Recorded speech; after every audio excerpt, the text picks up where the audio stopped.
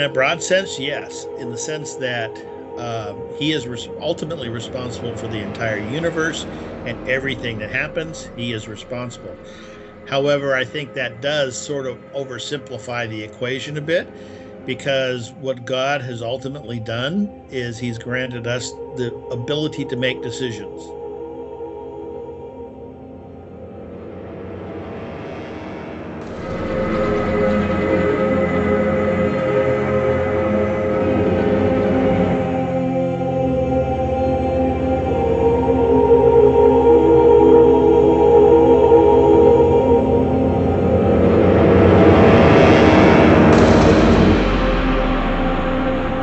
Okay, hello everybody. This is the third in my series of interviews with various authors, theologians, pastors, and so on regarding Theodicy, and both explaining what that means and answering a series of questions. Today I'm going to be talking with Elgin Hushbeck Jr., who is a Christian apologist. We'll make sure that you understand what that is. He doesn't apologize for being a Christian. He's one who explains, answers questions and objections to Christianity and why Christian belief is valid, reasonable. So I think that's a very different perspective on the questions. I'll still be asking religiously, shall we say, the same set of questions so that you can compare answers with the other participants in the interview. So Elgin is author of 3 books published by Energion Publications on Christianity, Evidence for the Bible, Christianity and Secularism, and then Faith and Reason. These are volumes in the Consider Christianity series, and there will be information at the end of the video on how to get more information on those books. So welcome, Elgin. Nice to be here. Okay, I'm going to go ahead then with the questions. I'll remind you and everybody that part of the plan here is, if you feel so inclined or think it's a thing to do, argue with the questions as well. You don't just try to answer the questions, and that's because I know very well in this subject that the way I've formulated some of these questions, they can very much be challenged as, is that the right question to ask? So let's start out with the basic, which is, in your view, is it correct to say that God is good, evil exists, and God is omnipotent? In other words, is the classical statement of this problem valid? Are these all to be taken also as propositions rather than, as one example, expressions of worship or adoration? Well, the simple answer is yes. Okay.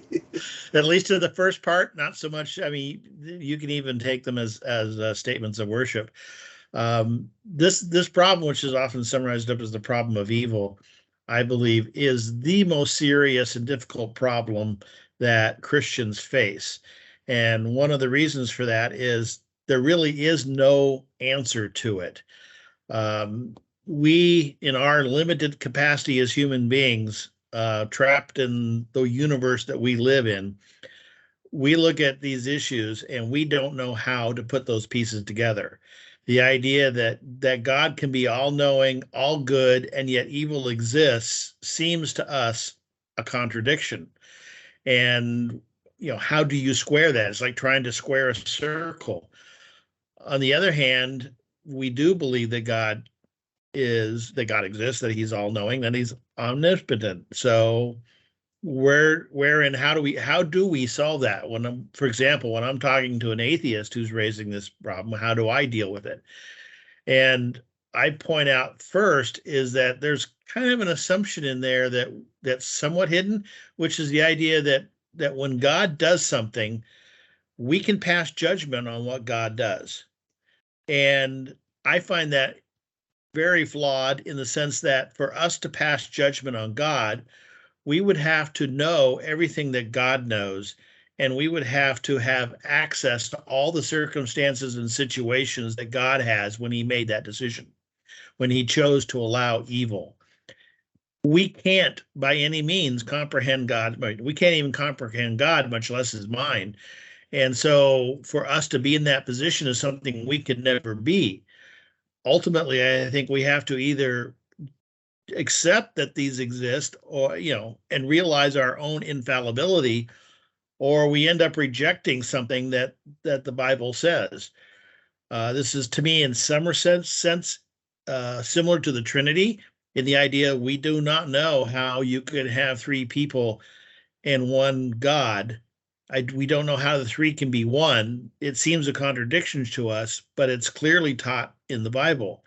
And so we either resolve to live with the fact that we just can't understand God, or we end up simplifying some aspect of that series of propositions, which ultimately ends up in heresy.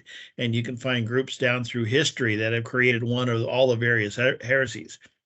In the problem of evil, we either deal with the fact that we can't understand God and can't comprehend him and his wisdom and why he does what he does, and we live with what the Bible teaches us, or we ultimately try to square that up so it fits into our little box, but by doing that we'll end up jettisoning something that the Bible teaches.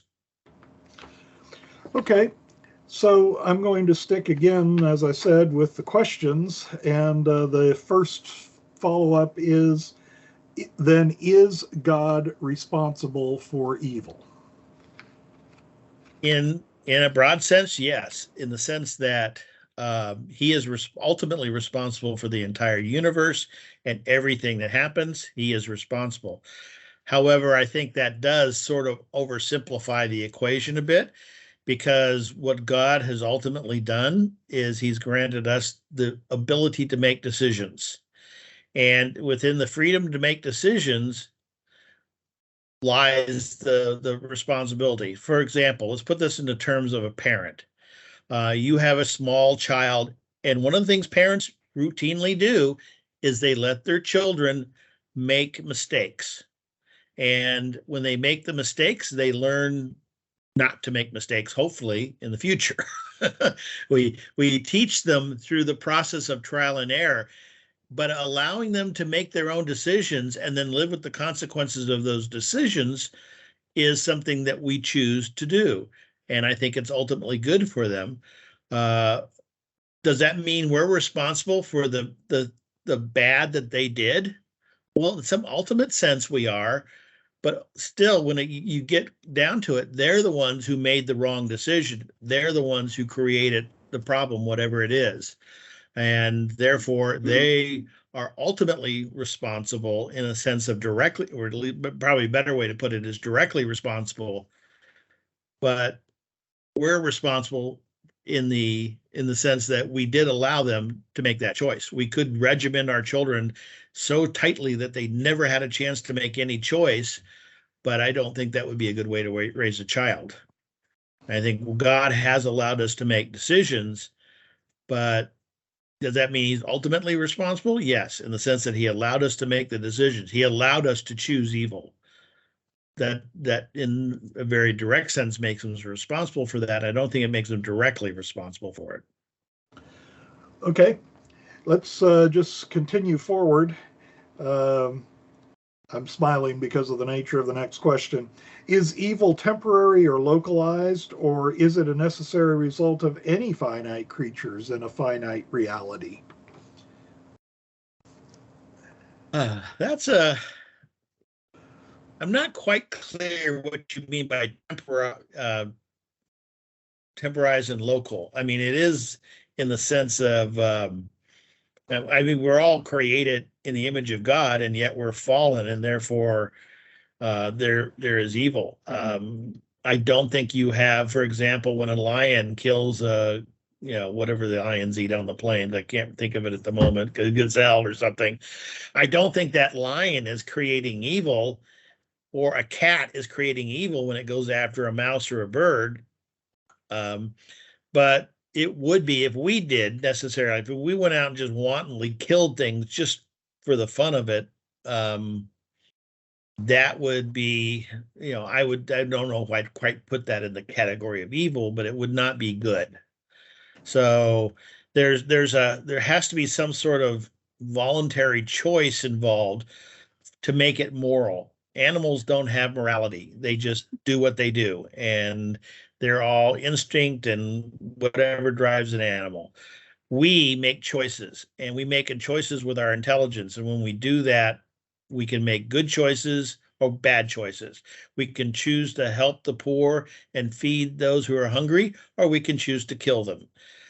The choice is ours. And without that ability to make a choice, you don't have morality, you don't have evil. Okay, I was about to do a follow-up, but actually, even though you came at it from a different direction, I think you really answered the question. Because there are those who would suggest that evil is simply a necessary result of there ever being finite creatures, and you made a sharp distinction there on that very point. So I think, however much you may have questioned the question, you actually answered it nonetheless. I'm going to ask the next two questions together because they assume one or the other answer to what you've already answered. And that is, if God is not responsible for evil, from what did evil come? And if God is responsible for evil, how can I love or trust God? Now, I think you answered kind of in the middle of those two. So yeah, again, what do you mean by responsible? He's ultimately responsible in the sense that he's ultimately responsible for everything. He's not directly responsible. And so in that sense, can we love a parent who allows us to, go hurt ourselves?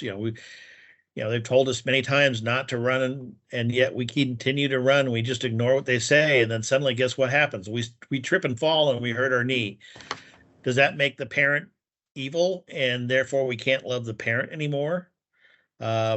Obviously, things get a lot more complicated when you're dealing with actual people and real life events. And, when you allow, dealing with the parent makes it seem easy. It's not, because, how do you deal with the criminal who murders or rapes or steals?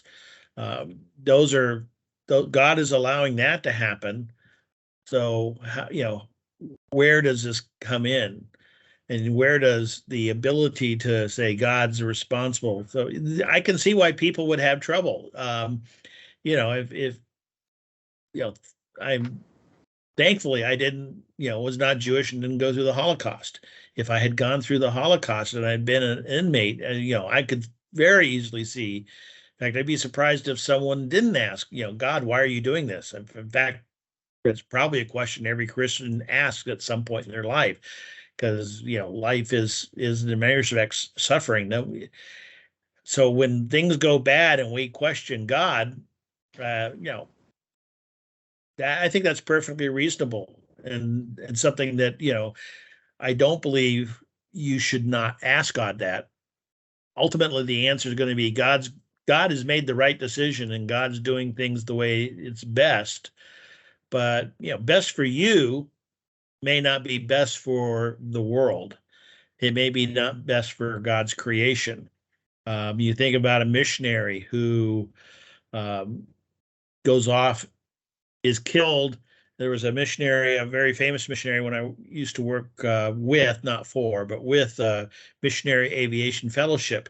In their lobby of their office, they have the ruins of a plane that missionaries had gone down into South America, and they were killed. And yet many years later, the son, I think it was the son of one of the missionaries was killed, went back and was able to witness to the same people and bring them to Christ. And that was all part of a plan that God had. If you're the missionary on the plane and you've landed and you're about to be killed, you very easily ask God, why are you allowing this to happen? Because you don't have the full picture. You don't see everything that God's going to do.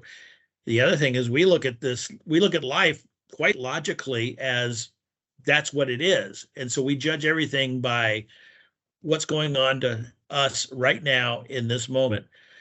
But in eternity, we will look back, and I believe, I don't know if we'll have all the answers, but we're going to have a heck of a lot more answers than we have now. we're going to have more of the picture that we just obviously can't see right now. And that will make God's wisdom, I actually believe one of the things we're going to be doing in eternity is getting to know God better and getting to understand God, and because God is infinite, and therefore us being finite is something we can never achieve the infinite, but we can try and work and get closer to it. And I think that's what we will be doing. Okay, I'm going to, as I've done to previous interviewees on this, the next two questions are really where if you had an attorney, they would say asked and answered. So these two questions are ones if you want to expand on, fine. If you want to rest on your current answers, that's also quite good, because you have been pretty definite. Is God omnipotent? Yes. Okay. If God is omnipotent, and here's where I think you just spent a while answering the very question. If God is omnipotent, why can God not fix the problem instantly? And if God is not omnipotent, is it proper to call God God at all? Well, God's omnipotent, but he also allows us to make choices. And so, a parent has a lot more control over their child than they exercise, because they want their child to make choices, to learn, to grow, to develop, to mature. And therefore, the parent deliberately steps back, or at least should. And that's the hard part about parenting, is know what exactly is that line. How much can you let the child do what the child needs to do to learn, and yet not let the child go too far that they actually get in danger, or in those situations. So I think there's definitely a balancing line there, and I don't think that ultimately ends up as a reflection on God. I actually think it ends up on God's the positive side of the ledger than the negative side. Would we really want to live in a world where God was completely just and instantly so, where anytime we even at the smallest little fraction stepped out of line with God's will, that judgment would come down on us appropriately? I don't think we really want to live in that world. I mean, we look at our own sinful nature, and we look at the times where we've done things we really look back on and say, no, we really shouldn't have done that. Do we really want complete justice for ourselves? And if so, why do we demand it of others? I think that's one of the big aspects of Christians, of a mature Christian, is, I remember when I was real, new in the faith, and I came to the faith in my early 20s after being an atheist. And so when I was doing my faith, boy, things were much more black and white back then. There was sin, and there was following God, and it was just so clear that you just follow God. And maybe I'm old and decrepit and all that, but I think on the other hand, I've learned and grown in wisdom over the years that everybody is struggling with sin, or not, maybe not everybody. I'm sure there's some really rotten people out there who don't struggle at all, sociopaths and those things. But your average run-of-the-mill person struggles with how they live in one way or the other. And their struggles may not be our struggles. They may struggle with anger, and we struggle with something else, or whatever it is. We all have our so-called crosses to bear. And if we were a little bit more tolerant of each other and understanding that, I think the world would be a better place. Okay, the next question gives you a little bit, it's a little more open-ended than these, and simply asks, how do your answers to these questions fit with the overall thrust of the biblical story? And particularly, how does this relate to some violent or otherwise difficult events or actions as they're related in Scripture?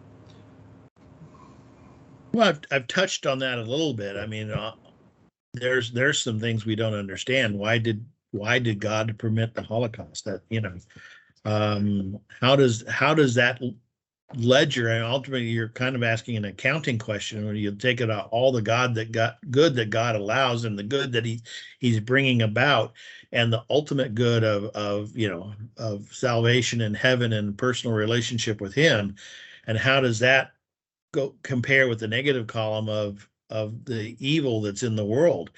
And yeah, that's where it's really hard to square the circle. I mean, the answers I've given sound kind of good, but when you get down to the nitty gritty, particularly when you're the one on the receiving end of evil, those answers don't necessarily sound very good. And that's the problem that's ultimately the problem of evil. It's why it's such a difficult problem. I mean, lots of people I've talked to think they have the solution to the problem of evil. And I always tell them, something I learned from one of my professors, which is, if you think you've solved the problem of evil, publish immediately. The world needs to hear your answer. And the fact is, lots of great minds have struggled with this problem. And ultimately, we can know the pieces parts, but we don't know exactly how they all fit together. And there's things we don't know because we can't understand God in the way that God understands us. And so in terms of theology, you can maybe paint a broad brush, but I put this in the category of, this is something I'm not going to fully understand. So I don't spend a lot of time trying to work out the details. Okay. Now there's 4 questions that I'm following up with that come from crowdsourcing. That is, people ask these questions specifically to have them here. So in particular, I don't want to try to explain myself on any of these questions because I didn't write them, in effect. And your idea of what the questioner meant is as good as mine. Okay. And maybe better. So the first of those is this: as a faith community, how do we redeem evil? Well, we have to try and mitigate it. There are people that are going to exploit the poor. We need to be in service to the poor. There are people that are going to cause great harm. We need to be there to try and help. There are people who are struggling with evil. They're struggling with addiction. They're struggling with anger problems that leave, and we need to reach out to them and not so much condemn them. We obviously will condemn the action, but we need to try to work with them and redeem them back. So, I mean, the message of Christ, when he came on earth, he didn't go to the people who had everything figured out and everything was going good. He went to the poor. He went to the people who were in need. He went to the people who needed to hear the message. It's like the religious people, he tended to actually have not too nice things to say because they were more caught up in the religion rather than the people. And that's been a temptation of the Christian church down through the ages. We always have to keep our focus where Christ put it. We have to keep our focus on serving others, on ministering to those in need, and helping them to overcome the problems and barriers and evil that's in their life. Okay. The next question is, what's your exegesis of Isaiah 14:7 in the context of the entire chapter? And I will offer, if you want, because we could put it into the record for listeners, my guess would be about 4 through 12 that I could read in for you here, if you want to have that. Pardon? I don't have that passage memorized, so it would help. Well, I think it would also help those who are reading who also doubtless do not have that passage memorized. So they'd like to know what it is that you're trying to work with. They mentioned 14:7, but I'm really wondering if they weren't thinking a little bit later in the chapter, but I'm not going to try to make that guess, because it starts in verse 4, as you will take up this taunt song over the king of See how still the oppressor has become, how still his raging arrogance. The Lord has broken the rod of the wicked, the scepter of rulers, who in anger struck down peoples with unerring blows, who in fury trod nations underfoot with relentless persecution. And this is verse 7, which is, I think, why they probably meant a little further forward. As the whole world rests undisturbed, it breaks into cries of joy. The very pines and the cedars of Lebanon exult. Since you have been laid low, they say, no woodman comes to cut us down. Sheol below was all astir to greet you at your coming. She roused for you the ancient dead, all that were leaders on earth. She had all who had been kings of the nations get up from their thrones. All greet you with these words, so you too are impotent as we are, and have become like one of us. Your pride has been brought down to Sheol, to the throng of your victims. Maggots are the mattress beneath you, and worms your coverlet. And then it's the famous verse 12, bright morning star, how have you fallen from heaven, thrown to earth, prostrate among the nations. You thought to yourself, I shall scale the heavens to set my throne high above the mighty stars. I shall take my seat on the mountains where the gods assemble in the far recesses of the north. I shall ascend beyond the towering clouds and make myself like the Most High. I was reading from the Revised English Bible, but I think it's fairly close. Yeah. Various versions. Okay. Well, I know this is yeah. It would be nice to have the person here to actually ask them exactly what their question is, because there's several questions that would come out of that. One, it's commonly seen as talking about Satan there and being cast down after trying to usurp the throne in heaven. On a more, but I'm not sure exactly what they're asking. On a more general question, it's about God's judgment and punishment for the nations that rebel against Him.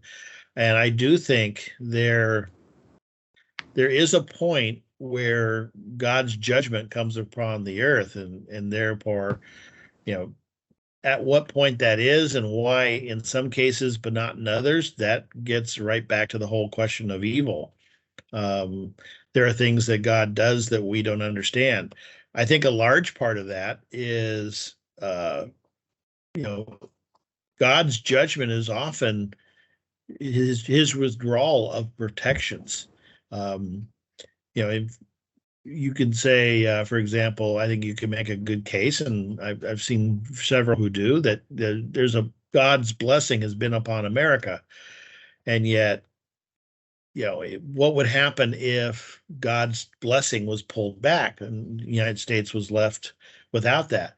I think that would have consequences. This is where I really don't get into a lot of details. These things I think about, but I don't talk about a whole lot, simply because they're very difficult to talk about without getting specific. And when you start getting specific, I'm sort of feel like I'm beginning to trespass on the realm of God and speaking for God in a way that I don't feel I'm qualified to do. Big picture wise, does God judge nations? Yes. Can I say that God judged this nation at that time with these punishments? Probably not. At least not since the Bible was closed off. So, okay. Yeah. Well, I don't know enough on the question to question what versions you answered, but you were certainly answering things that I had thought of as the possible issue involved there. Yeah. So, as you said, there's several things that you could do.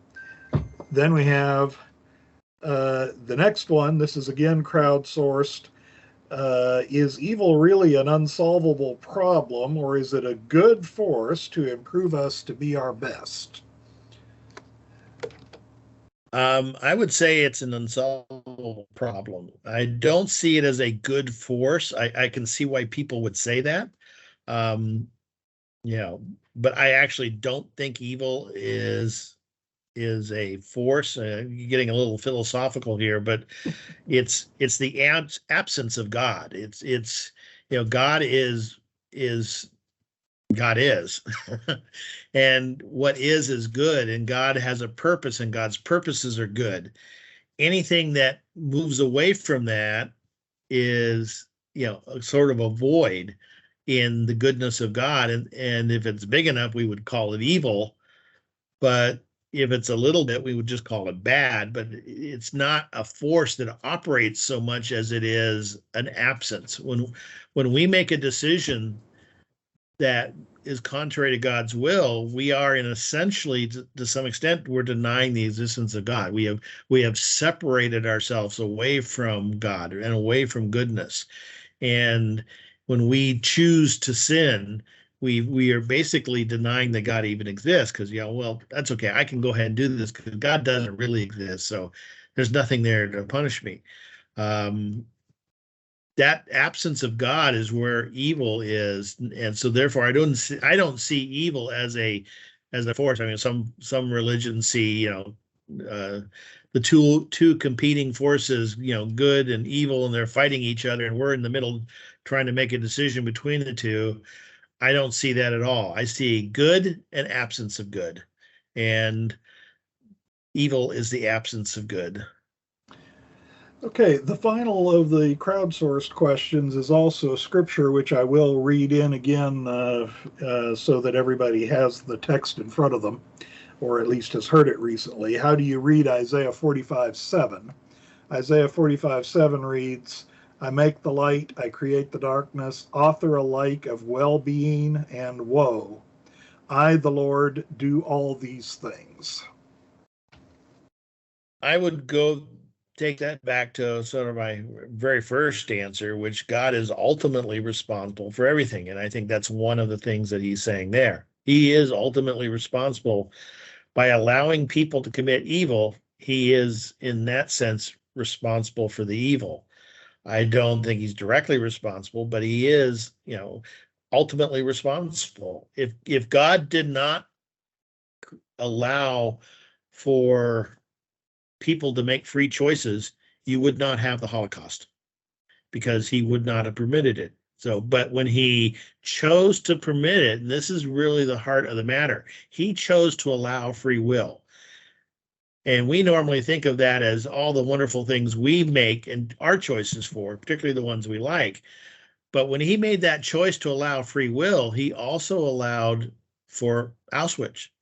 And that's really when it gets difficult, because thankfully most people listening live in civilizations that are not confronted with serious evil.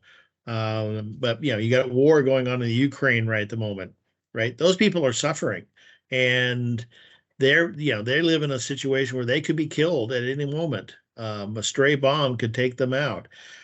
You had situations in the Congo and in other areas. You have countries where people are going in and they're kidnapping children and they're bringing them back to work their mines so that they can sell products to Americans. And in that sense, we are somewhat culpable. I mean, that's, we all want to have electric cars supposedly, and yet when you look at how the materials for those batteries are made, there's some pretty shady stuff going on worldwide. And yeah, we could possibly go do something about that and get our minerals from areas that are not being ravaged, but somehow we don't choose to do that.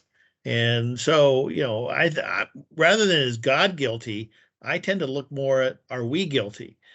Are we doing what we should be doing in our lives? Are we making choices that will help people, or they may make our life better, but are they making the lives of everybody down the supply chain?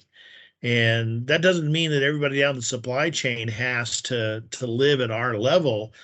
But, one of the great things that's happened over the last 50 years is the 90% reduction in the severest form of poverty that pays $1 a day or less. And that's largely been wiped out, at least 90% of it, through growth and economic growth within the world. And so, we sometimes look and say, oh, those people in that other country are only getting paid, pennies a dollar, pennies what we would get. But it's better than not having a job at all. So in that sense, we have to take a holistic approach of, are we really doing good in the end? Are we helping people come up, or are we keeping people down? Are we looking to improve people's lives around the world? And this is where I think the Christian church can really be a great benefit. Individually, we can't do much, but working through the church, working through institutions, working through missionary groups, groups like Missionary Aviation Fellowship, we can improve and do improve the world. And that's where I think our focus should be, more than on just theological issues of, is God responsible for evil? Okay. Having turned our, how should I say, our direction just a little bit there, which is probably a good idea. The last question, which I call final, dangerous, and open-ended, is this, and it basically gives you your opportunity to conclude, which to some extent you already provided, what's the, what you see as the key point. But it says, briefly, how does your view of the problem of evil connect to your soteriology? Well, evil is a problem we all struggle with. Bring it more to a personal view. My view of it's not so much the problem of evil in soteriology. I mean, because I look at it, God's omnipotent, God is all good, evil exists, and I don't understand how those three things fit together. So then when I start looking at the problem of salvation and what does it mean to me, the theology, it's like, okay, God wants me to be good. Evil does exist. So how do I, in my life, with my decisions and my choices, how do I make things better? When it comes to the end of the day and there's a tombstone, what is someone, is they going to write, he made things better, or probably good that he's gone? And I hope he made things better. I hope that if you were to go around and poll all the people I interacted with, I'm sure you're not going to get 100%, oh, he was wonderful. But I would hope that you would get a majority of the people who said that, yes, he helped, he served. In fact, one of the was asked once, what do you want on your tombstone? And, didn't take me long to think, but what came almost instantly was he was a servant. And if our lives are focused on how we can do good, and each of us is doing that, then corporately, I think the church and the world will be a better place. Okay. Well, I thank you for your time. And as I've said to for our audience, this is the third in a indefinite length series, because let's echo what Elgin said, that we don't know the answer. It's very interesting to hear one another struggle with it. Mm-hmm. And so that's what we've done. This is the third. There'll be a number more scheduled. And at the end here, I will have the cover images of the books that I mentioned, and a way to find out about Elgin's books, along with a QR code if you have your phone and a camera that you can point at and get that same information. So thank you, Elgin. Thank you.